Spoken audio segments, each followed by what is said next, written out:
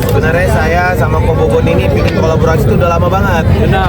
Lama, ternyata tapi Ko Bobon tinggalnya di Bali. Seperti itu. Jadi saya dari awal sebagai pengusaha udah lihat ini benar-benar luar biasa potensinya. Baik potensi pahalanya, juga potensi bisa nyenengin banyak orangnya. Bahkan baginda Rasulullah itu sangat senang makan-makan. Bahkan Rasulullah itu orang lewat diajak makan. Sahabat diajak makan. Jadi ini benar-benar sunnah Nabi. Seperti itu. Tapi Rasulullah juga bilang segala sesuatu itu serahkan pada ahlinya. Kalau tidak tunggu kehancuran. Itu Rasulullah yang bilang pasti ada kebenaran.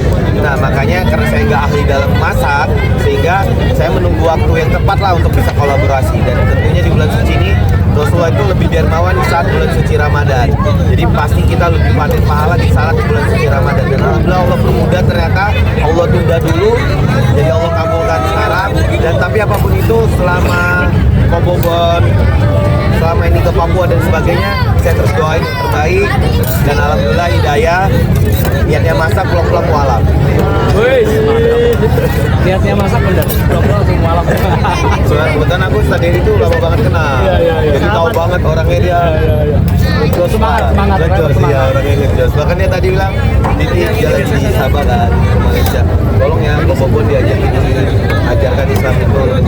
Tolong kan, jangan terlalu keras, jangan terlalu menghakimi dan sebagainya. Gitu dia nasihatin juga sih. Oh siap.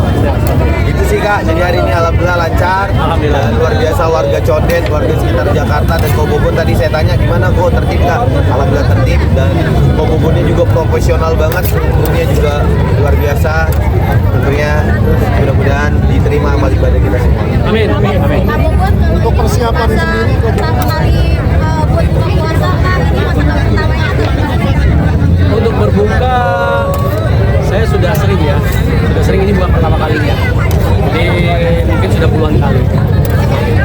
dalam proses pemasakan ada kesulitan nggak sih? Karena kita sudah sering, sebenarnya tidak ada kendala dalam proses pemasakan. Cuma biasa faktor cuaca yang nggak bisa kita duga. Jadi tadi sempat hujan, kita sempat henti sebentar, tapi selebihnya nggak ada masalah. Kalau untuk hari ini masak berapa porsi dan berapa kilo? Untuk hari ini kita disediakan ayam sama rekan-rekan investor 150 kilo dan dipotong menjadi 10 dalam per ekornya, dapat hari ini 1.500 porsi. Sedangkan kita juga bikin takjil es dua yang harusnya cukup untuk 3.000 gelas. Untuk persiapannya sendiri Ko Bobon, Untuk persiapannya biasanya H-1. Jadi H-1 itu kita sudah beli bumbu, kita sudah cari ayam dan lain-lain. Kalau untuk bumbunya opor ya, opor. Lebih lengkapnya bisa cek di Google. Yang paling penting tadi aku lihat Ko Bobon memastikan bahwa ini itu segar. Itu seperti Siap. ya. Dan kita memang punya PS catering kan, sebenarnya ya kita pastikan juga ini segar, higienis dan layak untuk dikonsumsi. pasti ini akan jadi agenda rutin untuk persiapan memasak seperti ini kali. Kalau saya dalam berteman paling utamakan itu etika ya. Jadi tentunya nanti pastinya kalau saya sih mau selalu kolaborasi atau ada lanjutan, tapi pun harus mencocokkan waktu dari Ko Bobon ya. Gitu. Jadi supaya siapapun yang kenal saya merasa nyaman, jangan ada tekanan harus kolaborasi, harus ada agenda berikut dan sebagainya. Seperti itu. Pertama, tapi dari dulu aku udah bikin, dan pernah telepon juga, nanya juga, tapi ya memang jodohnya baru sekarang. Alasan pertama, saya kan pengusaha ya, dimana pasti harus melihat semua tapi dengan cara yang benar dan cara yang baik. Nah, jadi saya lihat ya masak-masak ini dari Ko Bobon dulu masak buaya, saya udah ikutin, ya di Thailand, semua dan sebagainya. Nah, akhirnya saya lihat Allah kasih jaya nih, pelan-pelan sampai akhirnya ketemulah masak besar ini. Di situ saya udah lihat, wah ini akan jadi suatu yang besar. Jadi saya melihat peluang itu sebagai seorang bisnis, makanya saya ikuti. Tapi ternyata beliau masih tinggal di Bali, jadi kita agak ada kesulitan di jalan. Dan ternyata habis itu Ko Bobon memilih langsung ke Papua. Berarti untuk itu berarti Ko Bobon udah nggak ada masalah terhadap jarak ke Papua jadi apalagi Jakarta. Dan kemarin alhamdulillah juga telepon akan mau stay di Jakarta. Tapi gitu saya pribadi nggak mau, dan ini pun masih saya serahkan tim untuk menghubungi secara langsung. Tapi insya Allah kedepannya kita ini karena beban waktu Ko Bobon juga yang bantu.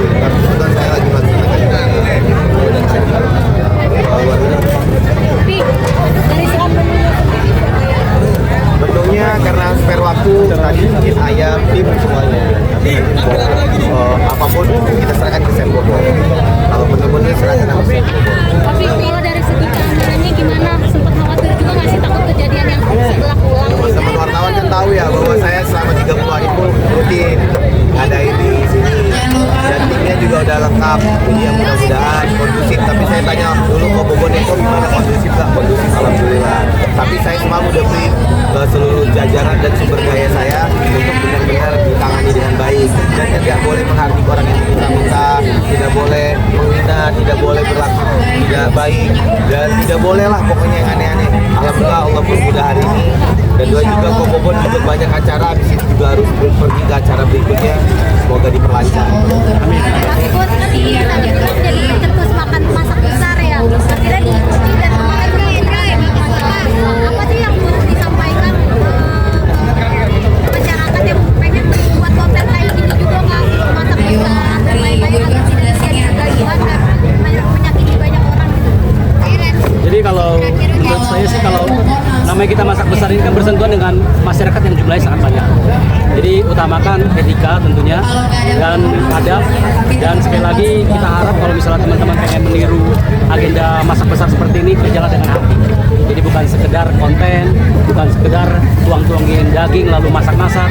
Karena sebenarnya kalau untuk masak besar ini memang kita sudah harus menyiapkan seharian waktu kita, capeknya kita, pikirannya kita dan semuanya. Jadi saran saya sih kerja dengan hati.